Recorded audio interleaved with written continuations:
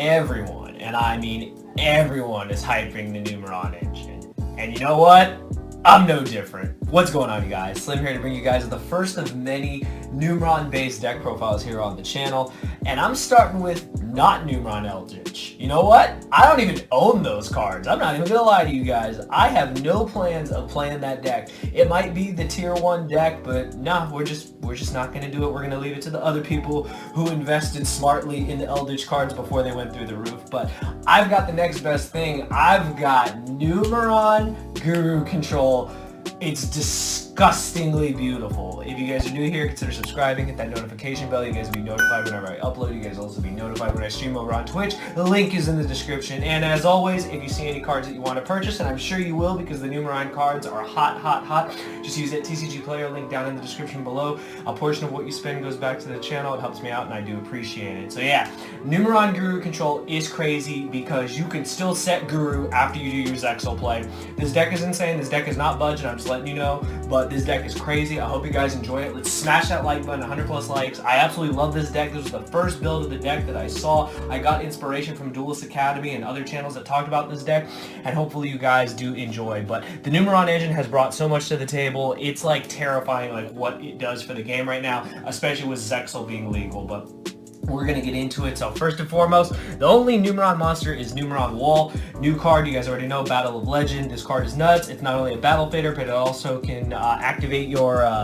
Numeron network from the deck. This card is just crazy. I think this card just has a lot of synergy with the deck. When you just have nothing going on, this helps you a lot. You want to play it because it's basically another copy of your field spell. The more copies of your field spell you have, the better and more consistent your deck is. So this card is just nuts. Like, it's just nuts. I can't believe it's a battle fader too. You take damage, it's a battle fader, and it ends a battle phase. Like, that's really cool. Like, I don't think anyone understands that actually is pretty detrimental in some situations. So just remember that Numeron Wall is a great card. But that's it for the Numeron monsters. Now for the rest of the engine, we are playing Guru Control, so you have to play, of course, triple Subterra Guru. So which is so crazy is, okay, I'm gonna make my Zexal, and then guess what, I'm gonna set my Guru, activate my Hidden City, flip my Guru, get my Fiendus, you know, my Omni Negate, and just say good luck. Like, it's pretty crazy. As soon as it was brought to my attention that these two engines work together, you guys know, unfortunately, I did fall to the dark side and actually did enjoy Guru, and Guru is a deck that you see regularly here on this channel. But Numeron Guru, you guys, I'm sorry, this deck is just crazy.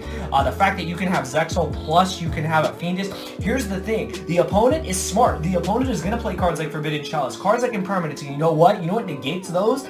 Freaking Fiendish, you guys. It's ridiculous. So you can actually set it up to where your Zexal is super protected. I think that's really important in a deck like this. And I actually do opt to play the last Subterra monster is an Archer, and here's why. This card is really good. A lot of people underestimate this card, but in Subterras it is already insane. Once you get Guru going, you start flipping your opponent's monsters, you just spin them away with Archer, you get a bunch of advantage. This deck does not OTK you normally. This is a control deck. You do have the option to do the Numeron OTK, which I'm sure you guys already know. I'll talk about it when I get to the extra deck. But Archer gives you that control aspect. You can Guru, flip your opponent's monsters down, spin them away with the effect, and it's fantastic. I think these two engines work great together, so yeah. I'm not playing you Matrix. That card is such a brick. I don't know what I was thinking playing that card. Like, I know that card is good in regular Subterras, not in this build. We really don't have the room. But now, the rest of the spots are hand traps. Now remember, this is the first build. The hand traps are going to change, so we don't know what the format is going to look like now that Numeron has entered the fray. But Ash Blossom has always been generic. It's always the best hand trap to start with. I think that and Impermanence are always going to be the first like 6 hand traps or 4 to 6 hand traps you put in a deck. But the card I think that's going to be a real all-star is Ogre. Now right now I'm only playing 2. However, that probably will change in the future. I've thought about possibly playing a 3rd. This card is really good because it is the only card that can out Numeron Network, and that's really, really important. I think you guys need to know that. You Ogre the Numeron Network, it sends for cause you to just blow it up and they get nothing. So you're definitely going to see a surge in Ogre right now. Like I said, we've got the 3-2 split. This could very much change in the future, but Ogre, insane. Also works on the field. I know that doesn't sound like a lot, but trust me, sometimes it comes up. Like, sometimes you break, sometimes you set the Ogre, sometimes they attack, sometimes they try to activate something, and you pop off the Ogre on the board and spin their monster off the board. So it's pretty crazy, just remember that. But that's it for my monsters. Onto my spells, of course. Boom, triple Numeron Network. This card, I mean, what were they thinking, you guys? Like, what were they thinking? Along with this card, double Numeron Calling.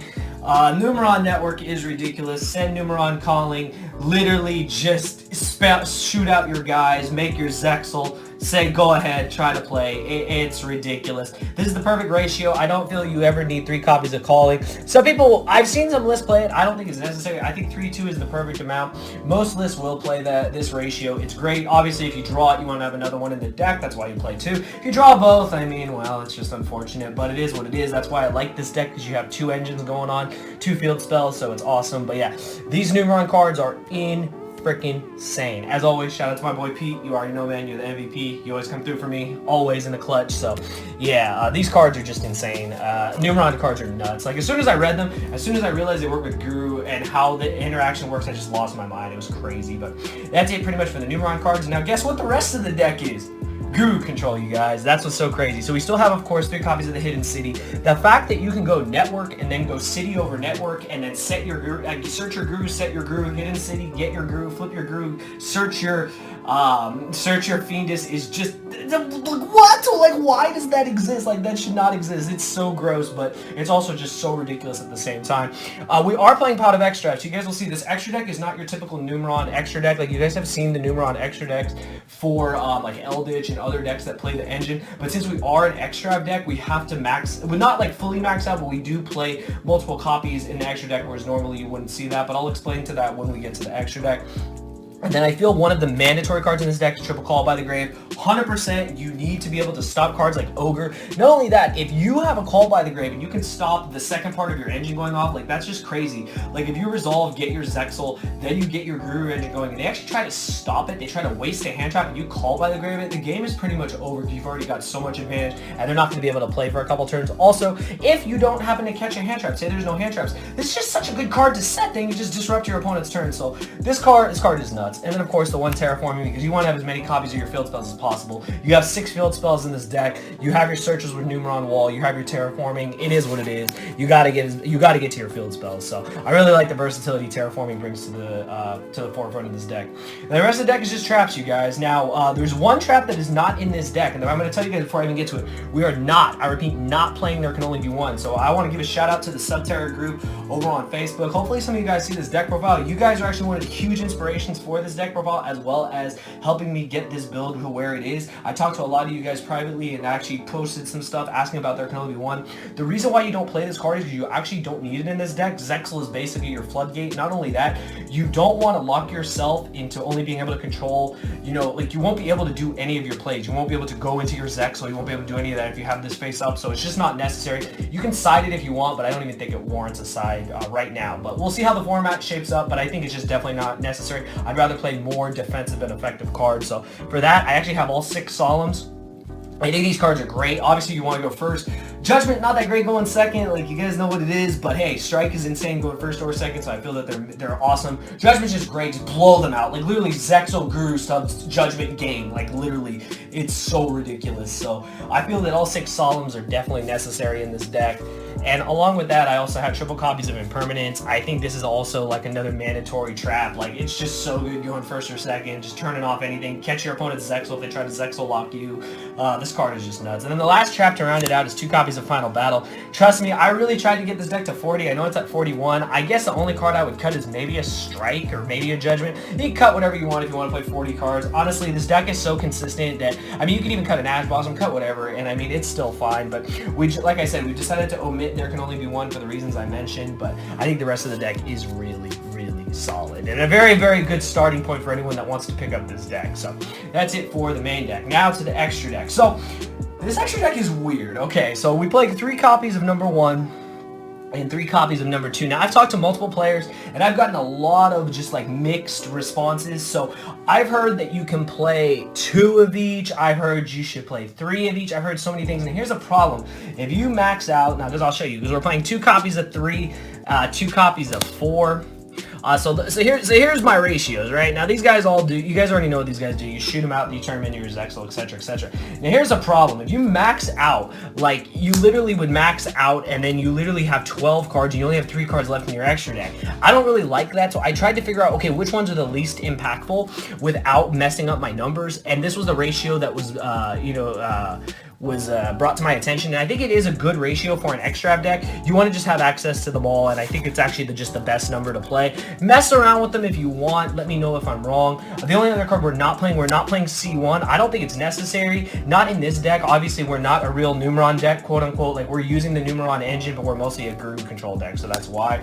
And then the one thing that I will say is pretty mandatory. You have to play at least 2, but I've decided to go all the way and play 3 copies of Zexal. This card is broken. This card says you can't play Yu-Gi-Oh! This card just really is crazy. I think that it's like, this card is going to get banned. Like, don't get me wrong, this card is going to get banned most likely, but for the time being, if you can play it, why wouldn't you play it? I'm playing 3 because of X-Strap.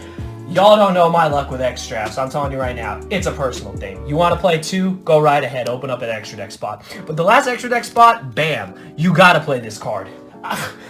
This card's ridiculous. I played against this card one time. I didn't know what it does. Can't be targeted, has broken effects. This card is such a good follow-up, especially if for some reason your board gets disrupted. And I think it is definitely the way to go when playing the Numeron engine. And also, with an extra deck, I wanted to play more than 1 copy just to have it in there. It's not a mandatory card, but hey, I wanted to have it. I think it's a great follow-up and one of the best ways to play this particular type of deck. But that is it, you guys. Version 1, Guru Numeron, Numeron Guru, whatever you want to call it.